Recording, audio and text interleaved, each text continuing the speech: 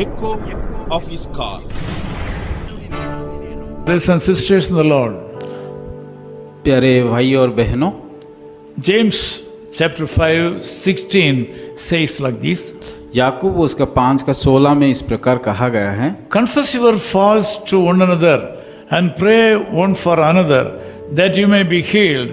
And the effectual, fervent prayers of a righteous man availeth much.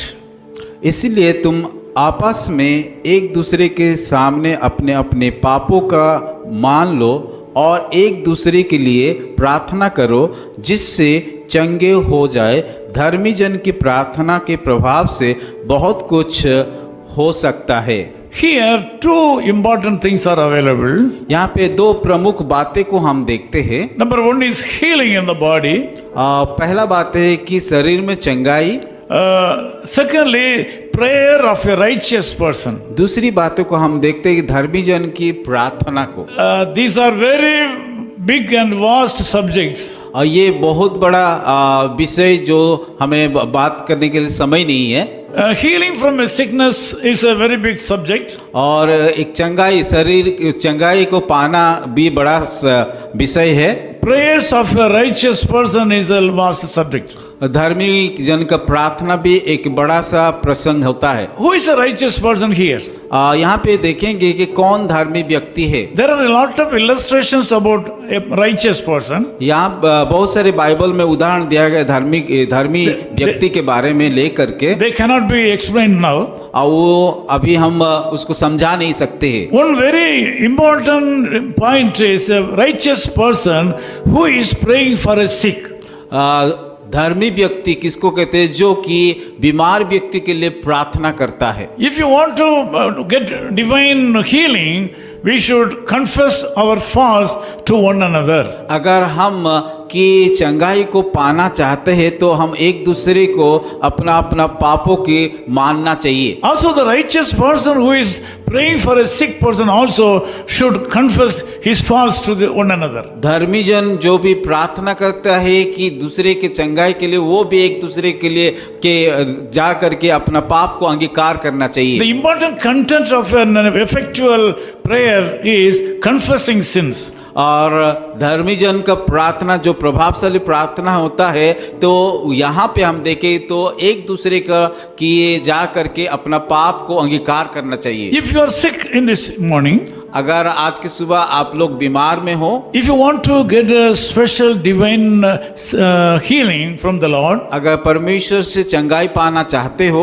you should confess your faults to one another. आपका पापों को एक दूसरे के सामने जा करके अंगीकार करना चाहिए And pray for one another. और एक दूसरे के साथ प्रार्थना करना चाहिए। By that way you can be a righteous person. और उसके द्वारा आप धर्मी व्यक्ति बन सकते हो। Bible says the effectual fervent prayer of a righteous person availeth much. और यहाँ पे बाइबल इस प्रकार कहता है कि धर्मी जन की प्रार्थना का प्रभाव से बहुत कुछ हो सकता है। By this way you can be healed. और उसके द्वारा आप लोग चंगाई को प्राप्त कर सकते हो। Also you can pray for a sick person. आप की बीमारी लोगों के लिए बीमारी को चंगाई के लिए प्रार्थना कर सकते हो। You can get a healing from the Lord to a person who is already sick. और प्रार्थना के द्वारा परमेश्वर आप लोगों को चंगाई कर सकता है। I would like to pray with you now. मैं आप लोगों के लिए प्रार्थना करूंगा। Loving Father, we thank you for the brothers and sisters who are joined in this prayer.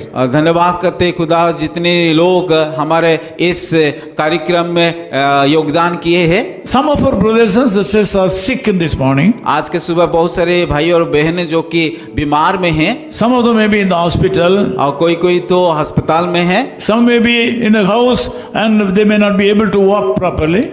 शायद कोई तो अपने घर में है और ठीक रीति से चल नहीं पा रहा They है। may not be able to eat properly. और ठीक से खाना नहीं खा पा रहा They है may be under treatment. और वो लोग इलाज कर रहे हैं। Lord, whatever the case may be, you are the Lord who can heal them right now. चाहे जिस प्रकार का कारण भी हो, इस समय हम प्रार्थना करते हैं कि उन लोगों को चंगाई दीजिए। Lord, make them to confess their sins to others. प्रार्थना करते हैं कि ताकि वो सारे लोग एक दूसरे के साथ जाकर के अपना पापों को अंगीकार Let करें these people to pray for one another. और ताकि वो एक दूसरे से प्रार्थना कर सके By that way they can be righteous person. और उसके द्वारा वो लोग धर्मी व्यक्ति बन सकते By हैं that way you can hear their prayers and bless them and heal them. और उसके द्वारा आपका प्रार्थना भी सुना जाएगा। I speak prosperity and blessing upon these people. और इन सारे भाई और बहनों के ऊपर आपका आशीष को मांगता हूँ। Thank you Lord for hearing our prayers. धन्यवाद करते हैं हमारा प्रार्थना को सुनने के लिए। In Jesus' name we pray. यीशु मसीह के नाम से प्रार्थना करते हैं। Amen. आमीन। His call ministries 10 Muhammad Abdullah 2nd Street, opposite International Cricket Stadium, Chepauk, Chennai 600005, India. Phone 9144 2852 8282. Mobile phone and WhatsApp 91 98412 71858. Email sam@echoofhiscall.org. Website www.echoofhiscall.org. God bless you.